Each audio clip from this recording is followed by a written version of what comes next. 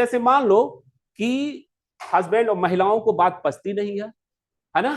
जैसे मान लो कि हस्बैंड ने अपनी वाइफ से आके कहा कि मैंने आज सी की हत्या किया और तुम किसी से मत कहना।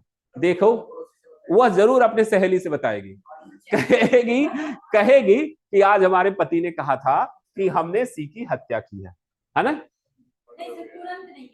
तुरंत नहीं कहती होगी, मान लो बाद में। अब देखो चलो ठीक है, अब जो है, अब प्रश्न ये है, ध्यान से समझो। अब जैसे मान लो कि हस्बैंड आके अपनी वाइफ से कहा कि कोई कम्युनिकेशन किया किसी मामले में कि मैंने सी की हत्या की है। अब पत्नी जो है जाके अपने सहेली डी से कहती है, डी से, कि भाई हमारे पति ने ऐसा मुझसे कहा था। अब प्रश्न है, इनको तो नहीं बुलाया जा सकता, लेकिन क्या इसको बुलाया जा सकता है कि आपके पति, आपकी पति, आपकी सहेली ने क्या कहा था? बताओ, फिर समझो। अब देखो, समझो। हाँ सर, यानी इनको हम, बुलाया जा सकता है। अब देखो यहाँ ध्यान से समझो। यानी कह रहा है कि पर व्यक्ति द्वारा साक्ष्य दिया गया विवाह के पक्षकार, है ना, पर व्यक्ति के द्वारा साक्ष्य दिया जा सकता है। अब लेकिन यह ध्यान रखना है कि यह पर व्यक्ति जो एविडेंस प्राप्त कर रहा है, संसूचना सुन रहा है, वो कैसे सुन रहा है। यहां जो संसूचना है, जो हमने कहा पहले वाले में कि वह खुद जो है वहां थर्ड व्यक्ति सुन रहा है अपने प्रयास से, और यहां क्या कह रहा है, यहां पत्नी जा रही है डी से कह रही है। बात समझ में आ रही है? यहां पत्नी डी से आके कह रही है, अपने सहेली से कह रही है। तो लॉ कहा, ये इसमें धारा 128 नहीं, बल्कि यह इंटरप्रिटेशन किया गया और कहा गया कि अगर हम यहां कम्युनिकेशन को प्रिविलेज नहीं मानेंगे तो फिर क्या होगा, जो धारा 128 का उद्देश्य है वह विफल हो जाएगा। क्यों हो जाएगा?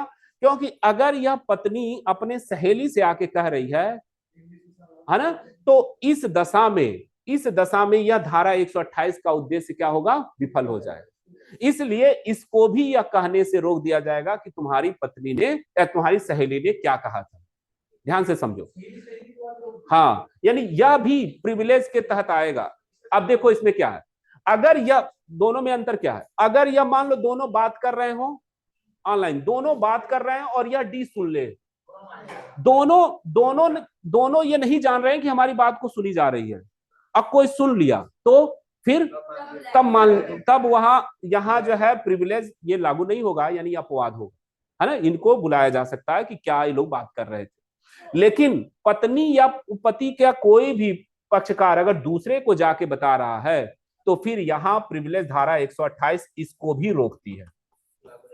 यहां धारा 28 कहा कि अगर हम इसको लागू करने की अनुमति दे दें फिर धारा 128 का उद्देश्य विफल हो जाएगा। तो क्योंकि ये जो कम्युनिकेशन हो रहा है इन लोगों के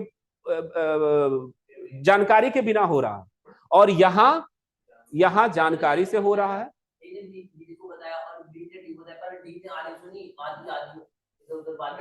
तब भी उसको नहीं बुलाया जाएगा। हाँ, तब भी इसको, यानी धारा, यानी डी को क्या किया गया, डी को नहीं बुलाया जाएगा, डी को भी साक्ष्य देने के लिए विवश नहीं किया जाएगा। हाँ, अगर डी यह कहती है कि मैंने खुद सुना था, तब इसको जो है दिया जाएगा। लेकिन बी ने आके बताया था, फिर यह सुना, यह विश्वास, इस पर भी धारा 128 लागू होगी।